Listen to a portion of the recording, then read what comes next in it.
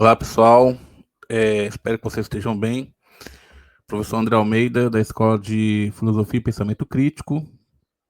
E hoje nós vamos falar sobre lazer. O tema da aula de hoje é lazer. Nós vamos retomar o curso Filosofando, Introdução à Filosofia, da obra da Aranha e da Martins. Então, sem mais delongas, eu vou apresentar aqui para vocês aqui quais são os autores que nós vamos tratar hoje. Está eu aqui, meu fiel escudeiro, o Don Quixote. A gente vai, então, hoje tratar aí das nossas obras. Então vamos lá. Então nosso curso ele tem aí, está na aula 22. Nós vamos fazer alguns comentários, isso tem que ficar bem compreendido sobre duas obras que os autores trazem no livro. Como elas fazem um recorte que para uma aula em sala de aula dá para você interagir com os alunos, não tem problema. Mas como nós estamos na plataforma, então eu preciso pegar uma determinada linha de compreensão, porque vocês estão aqui para tirar dúvida, para que eu possa explicar para vocês. Então, assim, apesar de a gente avançar um pouco mais na obra, não é nosso intuito aqui dissecar, aprofundar, etc, etc. Nós vamos dar aqui o pontapé e, ou seja, pegar você pela mão, te dar a chave para você abrir as portas. Mas lembrando que você precisa ler a obra. Essa aula é justamente para você, para te ajudar, para te impulsionar nas suas leituras, e não o contrário. A aula, ela não pode ser um fim, a aula tem que ser um meio para que você chegue a ter as obras clássicas. Eu já coloquei aqui que muitos autores que você vai encontrar aqui, não importa se você concorda com eles ou não, o importante é que você sinta interesse na filosofia e possa ler essas aulas. Quero agradecer aí a quem está compartilhando nossos vídeos, quem está utilizando nossos vídeos para fazer debates, rodas de conversas. Quero agradecer porque a gente tem recebido aí algumas observações. Nosso curso ele tem mais de 20 horas de curso gravado, está aí disponível para vocês. E dentro dessas mais de 20 horas tem cursos de filosofia que não chega a esse tanto de horas. Eu acredito que a gente vai conseguir fazer um tempo praticamente de um componente curricular, ou até maior que um componente curricular. Enfim, pelo que eu estava lendo ali para poder produzir as aulas. Certo, então sem mais delongas, vamos lá para a nossa aula de hoje. Então eu vou tratar hoje de fazer alguns comentários sobre sociologia empírica do lazer, do Geoffrey de Mazardier. Ele é um sociólogo, ele viveu aí de 1915 a 2002, então ele é contemporâneo. E o ócio criativo do Domenico De Masi. Esse autor também é contemporâneo, morreu em 2023. Então, sem mais delongas, vamos lá. Então, o primeiro que a gente vai fazer um comentário vai ser sobre o Domazier, Sociologia Empírica. E depois nós vamos falar sobre o ócio criativo do Domenico De Masi. Esse módulo ele faz parte da abordagem de trabalho, alienação e consumo. Então, nós já tratamos de autores que vê de forma crítica a concepção capitalista, o modo de produção capitalista. Já tratamos de autores que vê justamente o contrário, vê o capitalismo como algo, abre aspas, benéfico, fecha aspas. E agora vamos ver como tivemos modificação na sociedade capitalista, como é que esses autores pensam a questão do lazer, quais são os autores que a gente pode estar pegando para pensar a concepção do lazer e como essa concepção ela ainda está muito presente e arraigada até na nossa percepção, na nossa compreensão, na nossa visão, nosso entendimento daquilo que é o lazer. Então, a gente ainda está nesse módulo trabalho, alienação e consumo. Então, vamos avançar.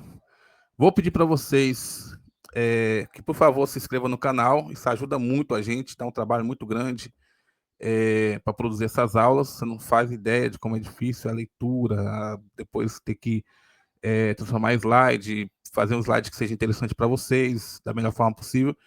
Se inscreva no canal e ative o sininho também para receber novos vídeos e curta aí nosso material. E sempre que alguém tiver dúvida e precisando de um pontapé inicial, manda esse vídeo para a pessoa para ajudá-la nos seus estudos, tá? Beleza, então, sem mais delongas, se você quiser, nós temos aí nossa comunidade de WhatsApp nas redes sociais, e nessa comunidade a gente tem um grupo de pessoas lá. Eu mando geralmente os vídeos para lá, é o lugar que eu mando primeiro. Você pega o seu celular, a câmera do seu celular, aponta para esse QR Code, vai gerar um link, você clica no link, vai cair diretamente no grupo, tá? Beleza, então é isso. Mas só se você quiser, se você tiver interesse em nos ajudar. Certo. O sumário da aula de hoje seria o seguinte. Antes de entrar no sumário, queria fazer uma observação. Vamos analisar dois autores. Se der tempo, a gente vai entrar em um que faz uma crítica a essa concepção que vai ser apresentada, ou que foi apresentada até aqui de alguns autores. Então, ele vai fazer uma crítica a alguns autores que nós estudamos até aqui. Mas não sei se vai dar tempo, tendo em vista que eu quero recortar a aula em 1 hora, e se não der, a gente deixa para a próxima aula a gente tratar desse autor em específico. Beleza? Então, vamos lá. Então, aqui está o sumário, né? Então, vou fazer alguns comentários sobre Sociologia Empírica do Lazer, que aparece na obra Filosofando, da Aranha e da Martins. Essa obra ela é base para esse curso. Está aí do lado aí, Filosofando, Introdução à Filosofia. Tem várias versões dessa obra, estou utilizando essa aí. E o ócio criativo.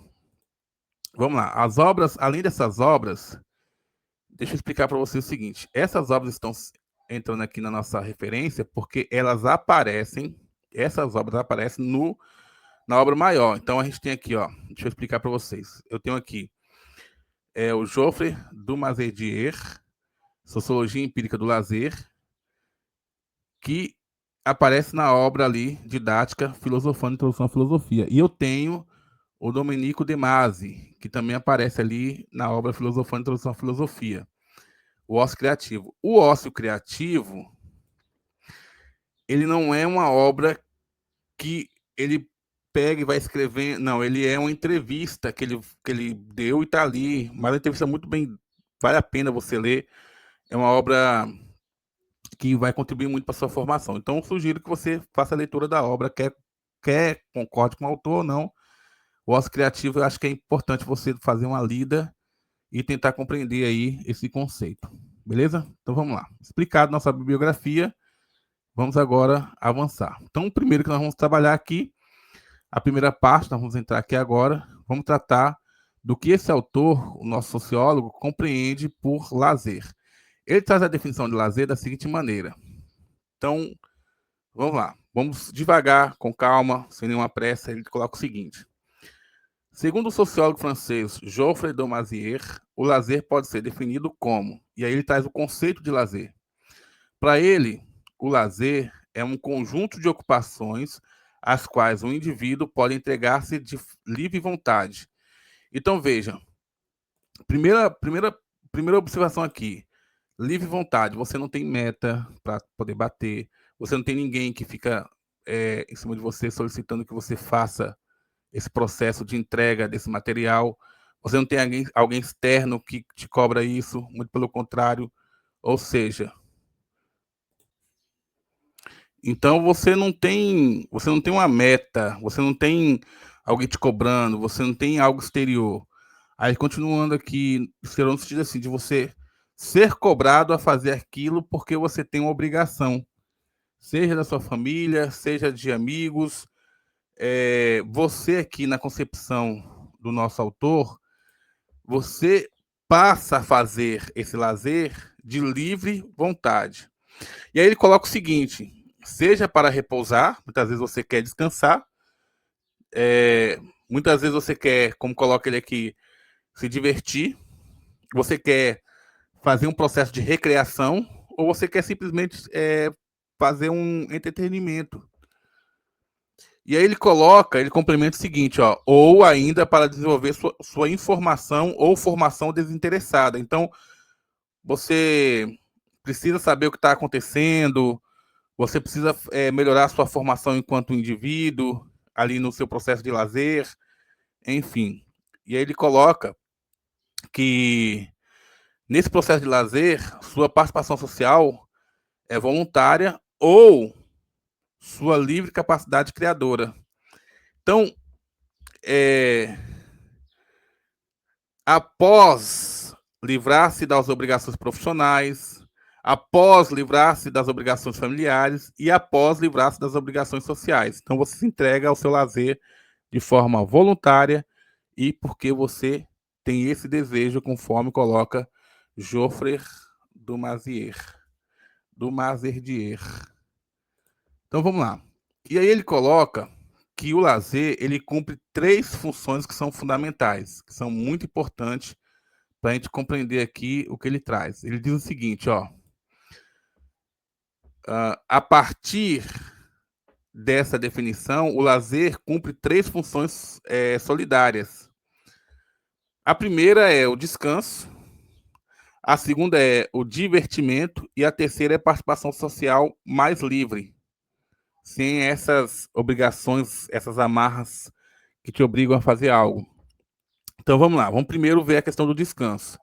No que compete ao descanso, ele vai defender o seguinte, que o lazer acaba possibilitando a liberação da fadiga física e mental. Então, se você vai para academia, se você vai jogar um vôlei, se você vai jogar um futebol, se você vai fazer uma caminhada, se você vai ver um filme, então você tem ali uma espécie de, ou vou colocar o que ele coloca aqui, uma possibilidade de se libertar daquela fadiga física, daquela fadiga mental que muitas vezes o seu trabalho impõe. Segundo é o divertimento. Então, quem faz esse processo de lazer acaba se divertindo. Ah, mas eu não vejo diversão ao ir para a academia. Mas você talvez, em outros lazeres, você talvez vê diversão nisso. Jogar sei lá, um vôlei, um basquete, andar de skate, por aí vai. Por que ele fala do divertimento? Porque ali ele vai colocar o seguinte, que há recreação e entretenimento, e ambos contribuem para o equilíbrio psicológico e compensam o esforço despendido no trabalho. Então, na concepção do sociólogo, o lazer amplia a vida imaginária por meio da mudança de ritmo, de ambiente, de experiências. E essas experiências elas podem ser por meio de viagens, por meio de jogos. Tem jovens que gostam de jogar RPG, por meio de esporte, tem gente que gosta de fazer natação, por meio do cinema, que muitas vezes a pessoa vai no cinema e ali no cinema ele é um lazer que ele gosta de fazer. Também o teatro, a literatura e outras atividades culturais. É preciso olhar essa questão de forma crítica, porque, assim, primeiro eu queria que a gente levantasse essa concepção que o autor traz para a gente. Mas, por exemplo, se a gente for trazer isso para o Brasil, vocês vão perceber que nem todos os estados do Brasil, que o Brasil é maior que muitos países da Europa, nem todos os estados do Brasil tem teatro, por exemplo, para você ir a um teatro. Nem todas as cidades, estou falando assim a nível de município, tem uma pista de skate, por exemplo. Então, assim, ele está falando de lazer e está dando aqui várias opções, mas também tem que entender que a gente vive numa sociedade que nem todos têm as possibilidades de realizar esse lazer. Ora, pelas condições nas quais estão inseridos, condições essas materiais, ora, pelas dificuldades, tendo em vista que o trabalho, às vezes, ocupa um tempo muito grande do trabalhador e da trabalhadora. Ponto. Isso nós sabemos. Nós estamos aqui, sabemos que nós estamos numa sociedade que existe isso, principalmente na sociedade brasileira. Mas ele é um francês. E aí, nós, ao trazer essa teoria para cá, para a gente estudar, como aparece lá no livro Filosofando, a gente tem que fazer algumas observações. Mas voltando aqui ao nosso autor. A outra concepção que ele traz para a gente, ou melhor, a outra observação que ele traz para a gente em relação ao lazer é que o lazer ele permite a participação social mais livre. Com isso, acaba favorecendo o desenvolvimento pessoal, a convivência desinteressada, a aprendizagem voluntária. Então, não é a escola que você está sentado ali naquele momento. Não, às vezes você vai para uma roda em que as pessoas estão tocando violão e você se interessa em aprender violão. E aquilo ali passa a ser um lazer para você. Além do estímulo à sensibilidade, à razão e à criatividade. Às vezes aprender um novo tipo, uma nova tipologia de arte. Enfim, então tudo isso pode ser considerado uma concepção de lazer dentro daquela definição que ele traz para a gente. E aí ele coloca o lazer de duas formas. Ele coloca o lazer como um lazer ativo e coloca o lazer como um lazer passivo. Primeiro nós vamos tratar do lazer ativo, depois nós vamos fazer algumas observações para o lazer quando ele ocorre de forma passiva. Ok? Então vamos ao nosso autor para a gente compreender esse processo que ele chama de lazer ativo. No lazer ativo, o que significa quando ele diz ou quando ele coloca que o lazer pode ser ativo? O que significa isso? Ele compreende por lazer ativo não apenas deixar o tempo passar. Então não é só você deixar ali o tempo passar e, né? Para ele, o lazer ativo consiste na escolha consciente de atividades prazerosas. Então, quando você escolhe tocar um violão, quando você escolhe fazer caminhada, quando você escolhe ir para academia, quando você escolhe jogar vôlei, quando você escolhe jogar futebol, quando você escolhe, enfim, é uma escolha que você faz e que de certa forma, não consigo ver prazer em pessoas que acabam subindo montanhas, tem nome específico para isso, mas só para a gente entender. Mas aquelas pessoas que fazem isso compreendem e sentem aquilo como um lazer. Então, essas atividades ela acabam contribuindo para a formação e transformação do ser humano. Então, esse é o lazer ativo que ele traz para a gente. Aí ele vai falar sobre o lazer ativo e a postura crítica. Ele coloca nos seguintes termos: não existe previamente formas boas ou más de lazer. Então, assim, veja, o lazer em si ele não é nem bom nem mal. É a forma como você vai vivenciar esse lazer é que vai depois definir se ele é bom ou se ele é ruim. Vamos ver aqui como é que ele coloca isso para a gente. Aí coloca assim, ó, qualquer atividade pode ser considerada ativa quando é vivenciada de modo crítico, sensível e reflexivo. Então, esse é o lazer ativo e também aquilo que ele chama de postura crítica, né? Você vê o lazer de forma crítica, de forma sensível e de forma reflexiva. Certo? E aí ele dá uma opção aqui para a gente ele dá um exemplo prático para a gente de lazer.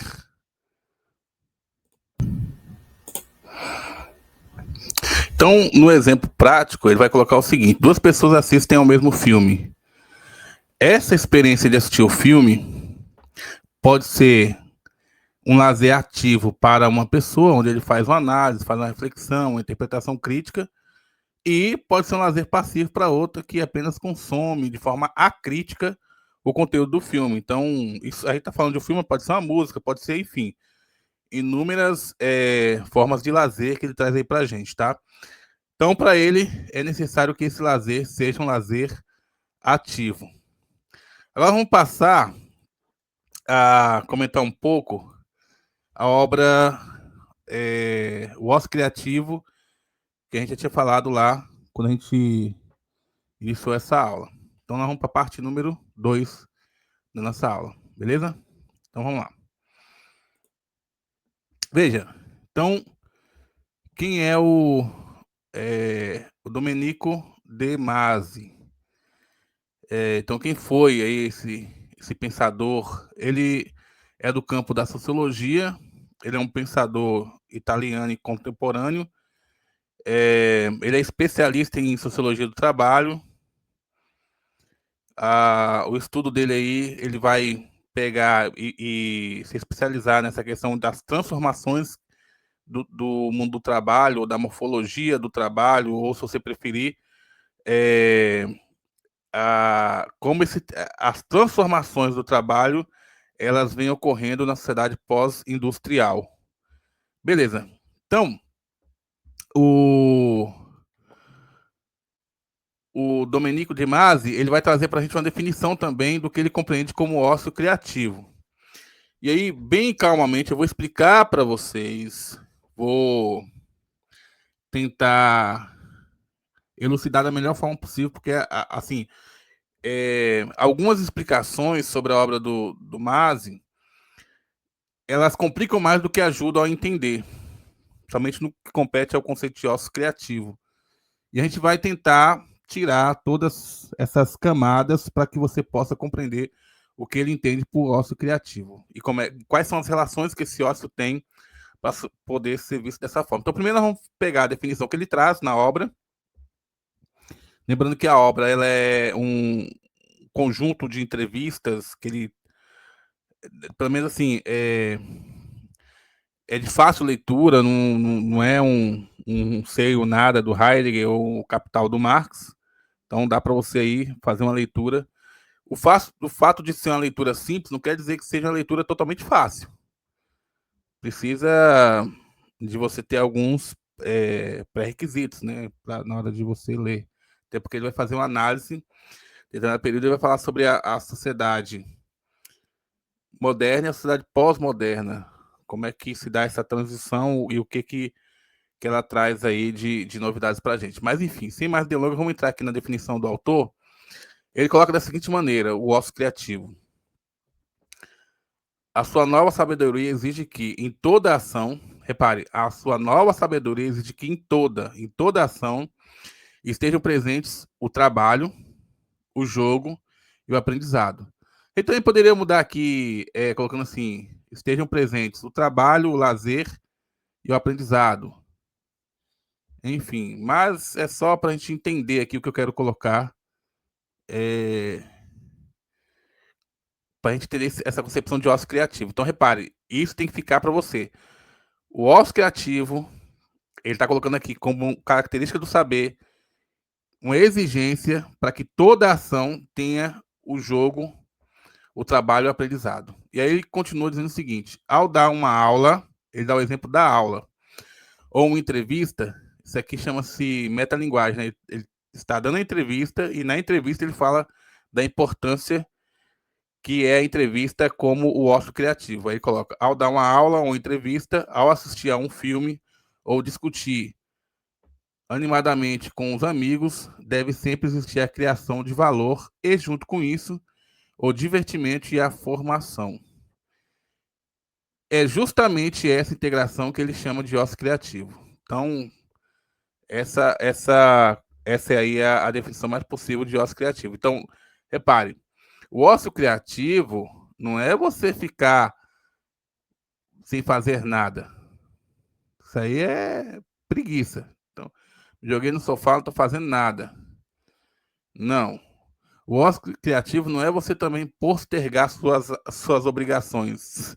Isso aí é irresponsabilidade. O que ele está chamando de ócio criativo, ele tem essa relação. Para ficar mais fácil para vocês, olha o que eu coloquei aqui para ficar melhor. Vamos lá, para vocês acompanharem. Eu fiz aqui. Na verdade, deixa eu só falar sobre esse quadro aqui para vocês entenderem. Esse quadro aparece dentro da obra, e aí eu vou explicar esse quadro para vocês, tá? Então, primeiro eu quero que vocês acompanhem o raciocínio que eu estou colocando para vocês. Então, vamos lá. Vamos explicar esse quadro aqui. Esse quadro ele traz três, eu vou chamar aqui de categorias para vocês entenderem. Ele traz o trabalho, o estudo e o jogo. O jogo aqui eu vou colocar também, você pode colocar aqui lazer, tá? Então, trabalho, estudo e lazer. Ou trabalho, estudo e jogo. Beleza, identificamos aqui essa tríade, esses 3 pontos aqui. Nós temos 3 círculos, e esse círculo, ele tem números dentro dele. Então, eu vou pedir para vocês acompanhar o raciocínio. Primeiro tem ali o número 1, depois tem o número 2, acompanhe que embaixo está o número 3, aqui logo acima está o número 4, mais em cima do 4 está o número 5, depois vem o número 6 e depois vem o número 7. Pronto. Vamos lá. O círculo, um dos círculos tem ao lado a palavra trabalho, do outro lado tem a palavra estudo e embaixo tem a palavra jogo. O que ele está colocando aqui para a gente é o seguinte, o número 1 é essa pessoa que está dentro desse círculo e muitas vezes essa pessoa que está dentro desse círculo é voltada de forma demasiada para o trabalho. Então essa pessoa não estaria dentro dessa questão do ócio criativo. O número 2 é essa pessoa que é focada demais nos estudos e também não está dentro dessa possibilidade do ócio criativo. O número 3 é essa pessoa que é demasiada, de forma abrangente, só para o jogo ou para o lazer. Então, já identificamos 1, 2, 3. O número 4, apesar dessa pessoa ela estar vinculada ao trabalho e o lazer, ela não consegue contemplar o estudo. O número 5 é a pessoa que está vinculada ao trabalho, ao estudo, mas não ao lazer, não ao jogo.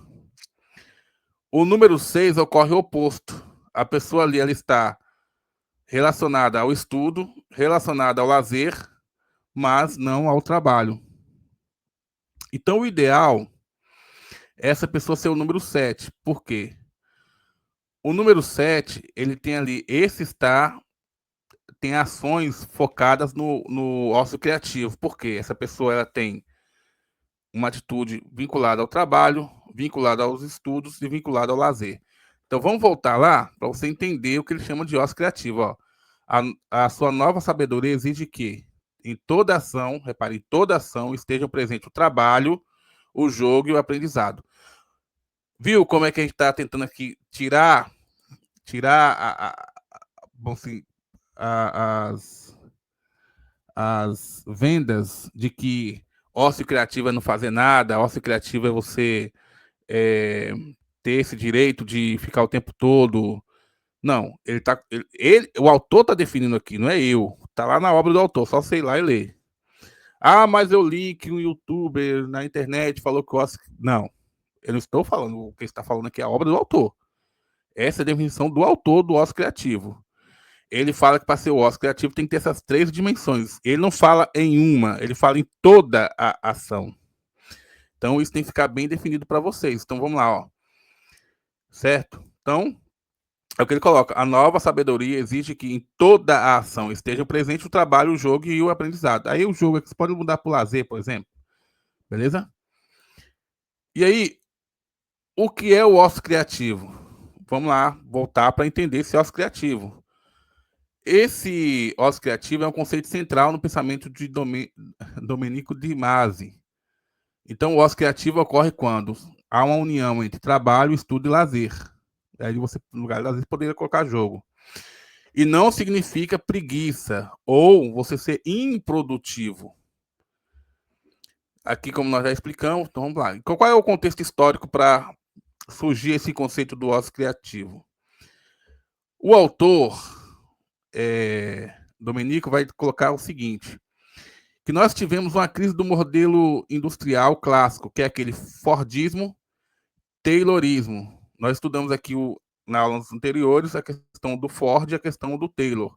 O que eles queriam no mundo capitalista e como eles acabaram criando uma proposta para, vamos dizer assim, fazer com que o trabalhador trabalhasse cada vez mais e lucrasse cada vez mais e tivesse o menor número de desperdício e por aí vai.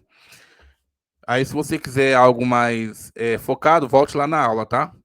Então, ele coloca o seguinte: além dessa questão da crise do modelo industrial, esse modelo clássico, você tem o avanço da automação, o surgimento da informática, o surgimento da tecnologia. Então, o que acontece? Essa automação aqui é justamente um novo momento que vem se apresentando para ou dentro do contexto da Revolução Industrial.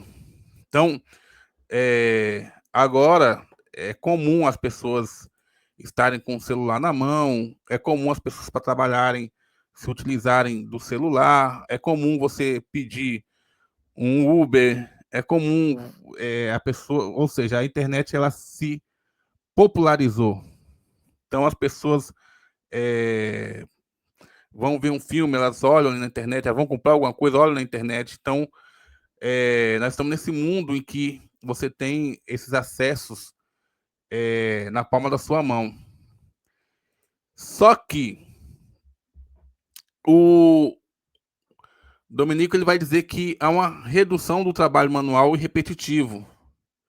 E ele acaba questionando a centralidade absoluta do trabalho produtivo. Com isso, ele, ele coloca que o ócio criativo é diferente do ócio tradicional. No ócio tradicional, esse ócio tradicional, ele está associado à improdutividade ou ao descanso passivo.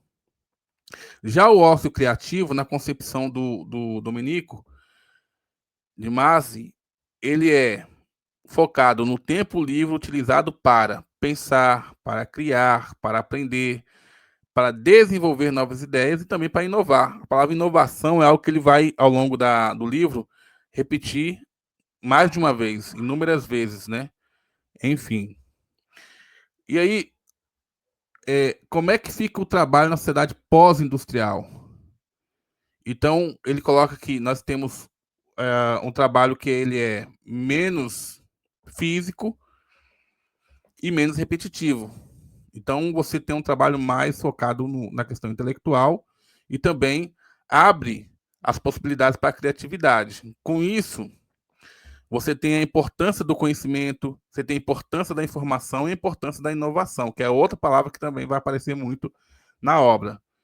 Há uma valorização da criatividade como força produtiva.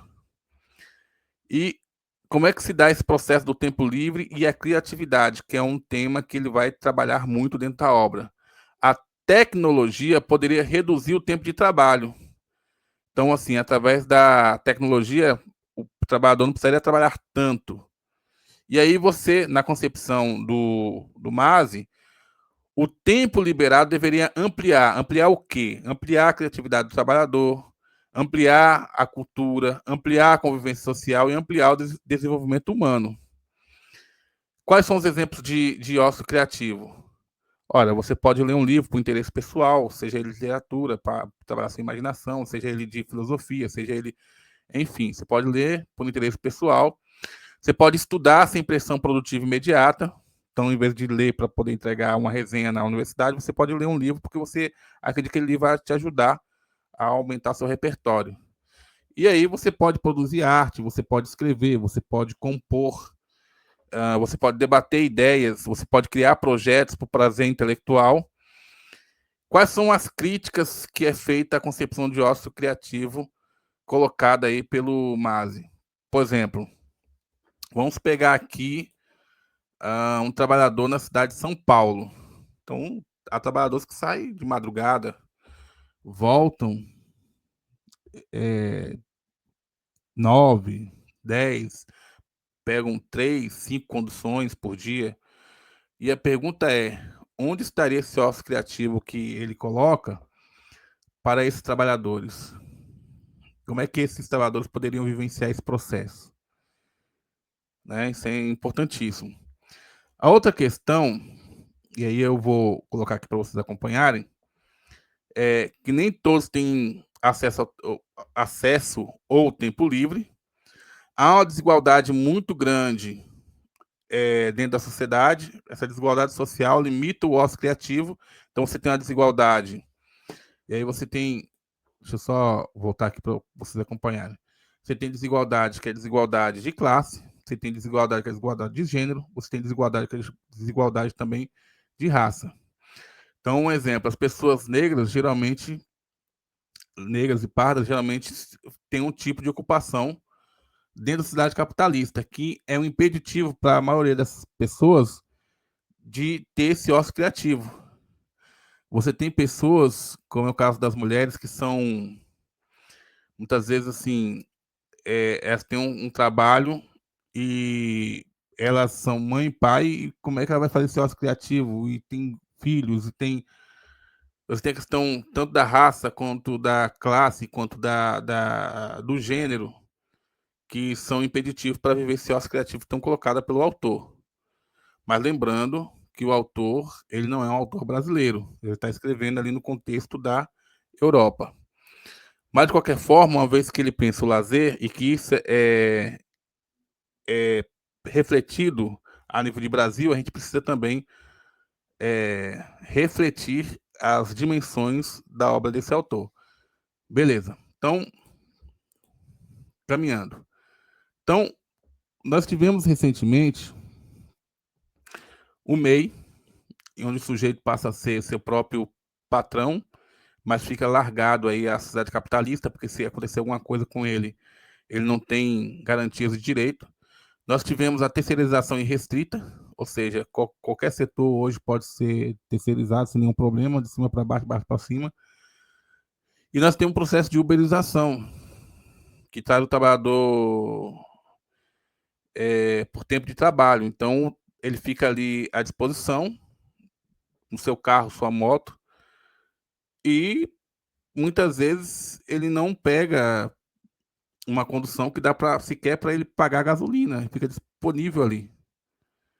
É o trabalhador just in time, fica disponível ali no ponto e ninguém chama, ele fica ali, disponível. Esses processos acabam questionando essa concepção de ócio criativo, que é tão colocado aqui. Então, é uma crítica que a gente pode também colocar em relação ao autor. Beleza? Certo. E a intensificação da jornada para muitos trabalhadores. Então, o Engels tem um livro que é a situação da classe operária na Inglaterra. Acho que esse é o nome da obra, o Engels, que era o parceiro do Marx. E ele faz um estudo sociológico muito bom. Ele vai demonstrando as condições mesmo, assim, aviltantes, precárias que existiam naquele período. E a gente percebe que essas condições de precarização, elas estão se aprofundando dentro do século XXI. Então, um exemplo. Muitos trabalhadores que chegam a trabalhar 10, 12, 14 horas por dia. Na condição de uberizado, na condição de terceirizado, na condição de MEI, porque você tem uma flexibilização tão grande que, apesar dele não ter patrão, propriamente dito, apesar do capitalismo colocar que ele é um parceiro, um colaborador, ele acaba, como diz Han, em Sociedade do Cansaço, você não tem mais uma cobrança externa, você tem uma cobrança interna, o próprio sujeito cobra de si mesmo para que ele produza cada vez mais. E aí a gente pergunta, e o ócio criativo nesse contexto? Com essas jornadas tamanhas. E a gente está falando de alguns setores, mas, por exemplo, se você for para a universidade, se você for para institutos federais, se você for... Agora nós tivemos, a nível de professores, nós tivemos a aprovação de que o professor pode ter mais vínculos, ao invés de valorizar o professor com um salário melhor para que ele tenha dedicação exclusiva para aquela escola, eles querem que o professor trabalhe cada vez mais, com um salário cada vez menor.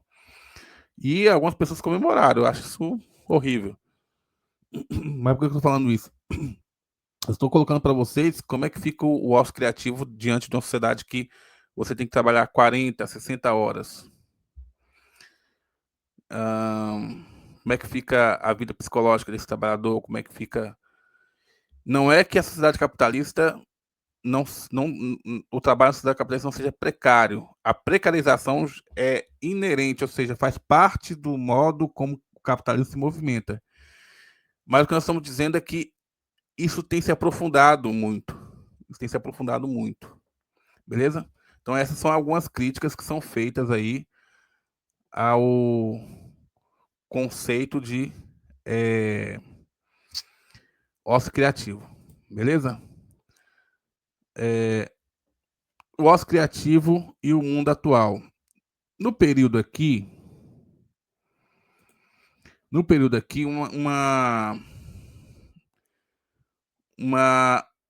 um pensamento que o autor tinha era que com as tecnologias isso iria ajudar a gente a ter mais tempo livre. Ora, as tecnologias podem até ajudar a ter mais tempo livre, mas também pode causar um processo de desemprego. Chamamos, ou que o Marx chama lá no Capital, de exército de reserva. Então você tem tecnologias. Eu não estou pregando aqui que a sociedade como um todo vai ter robôs e que esses robôs vai ocupar aquilo que os trabalhadores até então fazem. Porque isso vai contra a própria lógica do sistema capitalista. Porque se você tem uma sociedade robotizada, quem vai comprar aquilo que é produzido? Ou seja, você vai vender esse. Se o cara não tem trabalho, vai fazer o que para comprar? Então, o próprio capitalismo, como dizia lá no Manifesto do Partido Comunista, escrito em 1848, ele cria seus próprios coveiros. Porque se você tem uma sociedade que só tem robô, todo trabalho é feito por robô, e aí, por exemplo, né? Tô falando aqui uma distopia, né? Mas vamos levar isso ao máximo. Se você tem uma sociedade que tem muito robô, você produz, mas não tem quem compra. E o capitalismo precisa de, ele é um modo de produção, e como modo de produção ele precisa que você produza, ele precisa que você distribua, precisa que você tenha o consumo. Se não tem quem vai consumir, como é que você vai ter capitalismo? Porque o capitalismo, o produto final é o lucro. Então, essa concepção de que, olha, tudo vai ser ocupado por robô, é complicado dentro da, se você for usar, se você for compreender e estudar o Capital, livro um, livro 2, livro 3. E aí não importa se você gosta de Marx ou não. Isso está lá e o Marx coloca, e é muito interessante a gente entender esse processo. Até porque o Marx, apesar de não passar por essas novas tecnologias, existia outras tecnologias no período que ajudam a gente a compreender o tempo presente, lança luz sobre o tempo presente. Então, quando nós falamos de ócio criativo, e a gente fala sobre a questão do teletrabalho, a questão do celular, o pensamento é que a gente teria mais tempo, mas o que aconteceu dentro desse processo semicapitalista? Veio a pandemia e com a pandemia quebrou os laços entre o lá e o aqui. Ou seja, você trazia o celular para dentro da sua casa e você trabalhava aqueles que podiam, né? Porque também entra aí novamente a questão da raça, do gênero e da classe. Você dentro da sua casa, você não tinha hora de começar nem hora de parar o seu trabalho. Então a tecnologia que poderia ser algo que iria nos ajudar a ter um tempo maior para poder nos ocupar desse ócio criativo, a tecnologia acabou impondo um ritmo para a gente que muitas vezes a barreira entre o aqui e o lá do trabalho deixou de existir. E aí o ócio criativo, com essas novas tecnologias que deveriam nos, abre aspas, nos libertar, fechar aspas, acabou fazendo justamente o seu oposto. Entenderam até aqui? Então, aqui eu estou dando um exemplo da pandemia, que foi algo que todos que aqueles que tinham essa aula passaram, para poder dar outros exemplos. A época da pandemia é o mais próximo aqui que dá para a gente falar, e todo mundo passou e entende como é que aconteceu. Então, assim, nem sempre essa equação de que mais tecnologia ou o teletrabalho vai melhorar as condições para o trabalhador. Ou aquela falácia de que, olha, vamos tirar um benefício porque a gente incorpora no salário do trabalhador. Muito pelo tirar o benefício é tirar o benefício, você perde. A história no Brasil tem mostrado que quando você perde um benefício, ele não é incorporado ao salário. Você perde benefício, acabou. Evapora, tchau. A não ser que venham as lutas dos trabalhadores, dos sindicatos, do movimento social e consigam, nessa correlação de força, fazer com que esse benefício ou volte ou se converta em outra coisa. Mas, no geral, a nível da classe dominante, tirou um benefício e tchau. Por isso que é estranho quando eu escuto algumas pessoas dizendo o seguinte: eu fui contratar, eu vi um discurso seguinte, eu fui contratar uma secretária, uma pessoa para poder fazer a faxina em casa. Isso é o discurso da pessoa falando. E a pessoa não quis o valor que eu ia pagar para ela. O problema é, se você pergunta a essa pessoa se ela trabalharia pelo valor que ela pretende pagar para fazer o serviço nas condições que ela impõe, ela não ia aceitar. Então, a nossa classe, não vou nem falar classe dominante, a nossa classe, muitas vezes, quer impor condições a outro trabalhador, das quais ela mesma não aceita. Não aceita. Mas dentro dessa lógica de que dentro do oprimido mora o hospedeiro do opressor, muitas vezes a pessoa não tem como avançar, porque o que foi feito? Hoje nós temos os direitos das empregadas domésticas, das secretárias, mas muitas delas têm que fazer o seguinte: trabalha por diária, porque as pessoas não querem assinar carteira e querem pagar um valor bem abaixo quando vão pagar a diária. Entenderam como é que fica essa questão? Então, pensar em ócio criativo dentro de uma sociedade em que a exploração do ser humano por outro ser humano não é uma exceção, é uma regra, é até às vezes difícil. Então, pensar que as tecnologias vai melhorar nossas relações, etc, etc. Ou seja, tinha gente que na época da pandemia falava: quando a gente sair dessa pandemia, não sair melhor. Nós simplesmente saímos. A sociedade continuou caminhando aí para ninguém sabe para onde. Mas entendo, ainda estou falando do ócio criativo, que foi trazido ali pela gente, fazendo algumas críticas em relação ao aspecto. Beleza? Então, a outra questão é que dentro do sistema capitalista, o sistema capitalista ele consegue transformar tal forma os acontecimentos que ele incorpora, e ao incorporar, muitas vezes ele consegue fazer com que aquilo que era uma espécie de lazer se torne meta. Então, vamos supor, você tem um game, e um game você joga nesse game como lazer.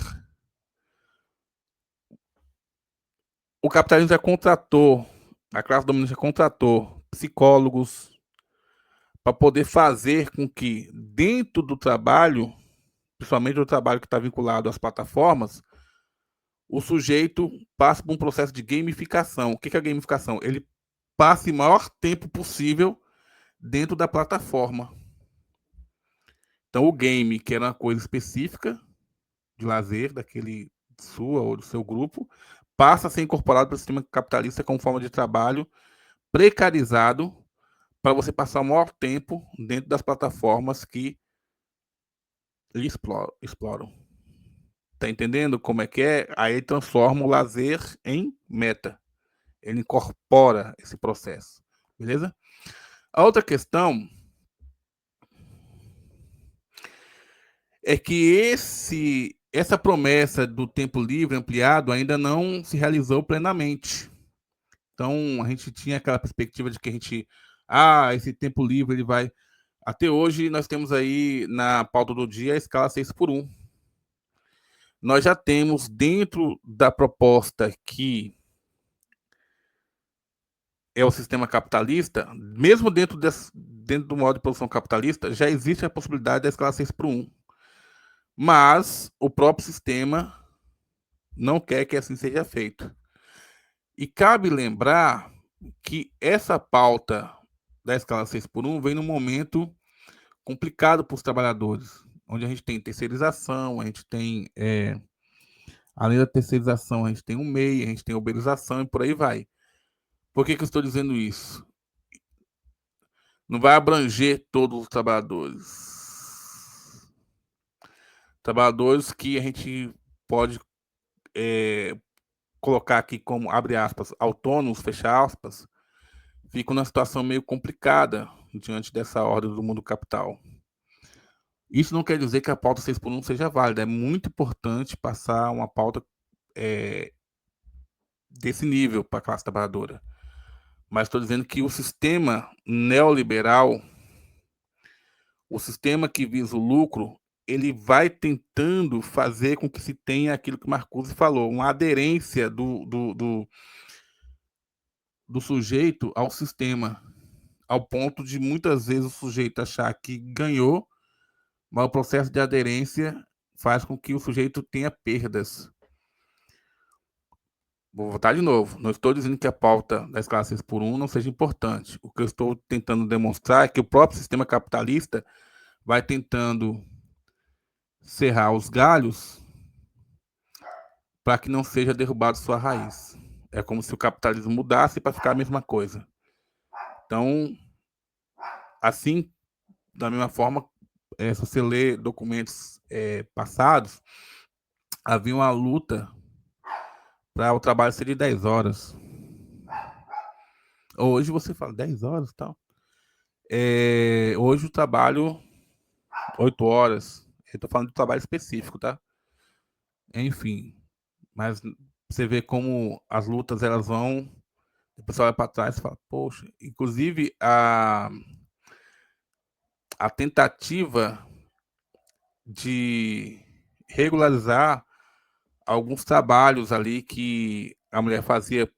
Um exemplo, a mulher ganhava uma criança hoje, podia trabalhar amanhã. Hoje isso é um absurdo para a gente, mas na época era muitos que iam trabalhar acabavam, devido a vários fatores, acabavam morrendo no próprio trabalho pelas condições que lá se encontravam. E também por ter ali, né, ganhado a criança, ter precisar de repouso, enfim, uma série de fatores que não cabe aqui a gente explanar. O que eu quero colocar é que tudo isso se esbarra para a gente pensar esse ócio criativo, ou seja, como pensar esse ócio criativo dentro dessa perspectiva de que aquilo que foi prometido para a classe trabalhadora, somente em termos de diminuir a questão da carga horária, ainda não se efetivou. A garantia de carteira assinada, CLT, está cada vez mais difícil. Ou seja, existe uma, vou chamar vou usar aqui o Hegel, um espírito do tempo que vem colocando que, ó, ninguém hoje quer CLT, ninguém hoje quer carteira assinada, quando na verdade ninguém quer trabalhos que sejam mal remunerados. Se você pagar bem a pessoa vai para CLT numa boa, não tem problema, porque ela não quer ser mal remunerada. Enfim, e também o que ela não quer é ser humilhada. Há um histórico de assédio no Brasil, só você ir lá ler as pesquisas, beleza?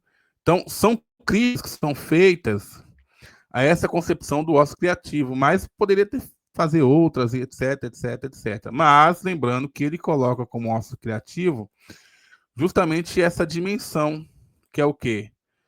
Que é o trabalho, que é o estudo e que é o lazer. Então, dentro de uma sociedade onde a maioria das pessoas jovens tende a desistir da escola, ela desiste da escola para poder trabalhar e, ao trabalhar, levar alguma coisa para a família, por exemplo, alunos que vão para a feira, aqui chama-se pegar frete, para pegar frete, ganhar um dinheirinho para levar para casa, enfim. Estou falando do histórico, estou falando de hoje, estou falando do histórico que nós temos e que pode servir de crítica para isso. Então, como é que esses alunos vão conseguir pegar essas três dimensões, dimensão do lazer, dimensão do estudo, dimensão do trabalho? Nós temos bairros que, espalhados pelo Brasil, né, que não tem praça, que não tem lugares para poder exercer o lazer, que o Estado é totalmente ausente. Como é que nós vamos pensar nessas três dimensões? Então, são questões que a gente pensa que, enquanto alguém que está estudando um tema, que são questão críticas, né? Enfim, estamos chegando aqui no final. O que eu gostaria de falar para vocês é o seguinte: tem um filme. O filme é bem diferente do livro, mas eu vou tratar do filme, não estou tratando do livro, tá? O nome do filme é Eu, Robô. Eu, Robô. Com o ator Will Smith. Procurem aí depois e assistam esse filme. A ideia central do filme, eu vou pegar aqui. Eu queria colocar nos seguintes termos. Eu vou até modificar um pouquinho aqui. Quem vai assistir o filme, não vou contar o filme, vou até modificar um pouquinho aqui. Mas eu queria passar esse exercício de você assistir esse filme. Colocando o problema, a tecnologia, ela nos ajuda a libertar ou pode nos prender? Porque vamos pensar da seguinte maneira: o fato da pessoa ter um celular com internet dá a elas possibilidades de acessar vários conteúdos, inclusive essa aula, que está tratando de filosofia. Mas não quer dizer que você ter essa possibilidade que você vai acessar algo que vai contribuir para esse ócio criativo. Recentemente, a China apresentou um grupo enorme de robôs que podem fazer alguns trabalhos que nós fazemos hoje. Então, vou pegar apenas alguns aqui. Vamos pensar assim: se nós tivéssemos que salvar alguém que muitas vezes entrou em um determinado buraco e a gente precisa de uma pessoa que entre ali dentro. Se a gente manda um robô e há um deslizamento, infelizmente, né? A gente tem a vida de quem estava lá dentro e um robô que se perdeu. Mas também pode acontecer o oposto. Um país que é pobre, em guerra com um país que tem um desenvolvimento tecnológico muito maior, ao invés de mandar soldados, manda robô. E esses robôs podem, em maior ou em menor quantidade, talvez tenha humanos também no meio deles, ao invés de morrer esses seres humanos desse país, em maior número, acabam morrendo quem pouquíssimos robôs acabam sendo destruídos e a grande maior parte da população pode ser dizimada. Então, quando a gente coloca aqui essa questão de que a tecnologia nos liberta, etc, etc, será que também esses robôs existe hoje? Isso aqui não é teoria da conspiração. Abre lá no Google e vai ler. Existe hoje a tentativa da Uber de fazer carros que sejam sem motorista. Então, os carros não precisariam de motorista. E eu estive recentemente no mestrado e fui visitar alguns espaços da UFES e também tem essa experiência na UFES, como gerar carros que não precisa de um motorista. Ele vai fazendo ali o seu trajeto, etc, etc. O que eu estou colocando para vocês? O impacto que essas tecnologias podem ter naquilo que hoje nós fazemos em relação de trabalho. Na relação do trabalho. Então, a tecnologia, ela pode, né, também fazer justamente o seu oposto. Ao invés de nos libertar, ela pode ajudar a nos oprimir. Certo? Então, o grande desafio para nós é transformar o tempo livre em crescimento pessoal, criatividade e fazer um processo de humanização da vida. Se a gente conseguir fazer isso, a gente já avançou muito em termos de sociedade. Muito em termos de sociedade. Tranquilo? Então, eu queria deixar aqui algumas perguntas para dizer o seguinte: será que todos têm o direito ao ócio criativo? A tecnologia está libertando ou explorando mais o trabalhador? É possível viver sem que o trabalho seja o centro absoluto da vida? Ou seja, uma sociedade em que o trabalho não seria nosso fundamento, propriamente dito? Beleza. Eu ia entrar aqui na parte número 3, onde a gente ia falar um pouquinho sobre as críticas que o filósofo faz a esses que nós estudamos e que o antecedeu nas nossas aulas, né? O Lepotivsky. O nome dele não é fácil, não. Mas nessa aula eu não vou entrar, não. Então a gente deixa para a próxima aula, para a gente poder falar um pouco sobre essas questões aqui que ele coloca para a gente. Lembrando que nós estamos chegando aí ao final do nosso módulo. Vou pedir novamente para vocês, por favor, clique aqui para você ativar o sininho, curta esse vídeo, compartilhe, porque a gente precisa sobreviver e é assim que nós estamos sobrevivendo nesse canal, tá bom? Então, se você também tiver alguém que está estudando essa temática, manda esse vídeo para ele, para poder ajudá-lo aí nos estudos. Então, um forte abraço e até a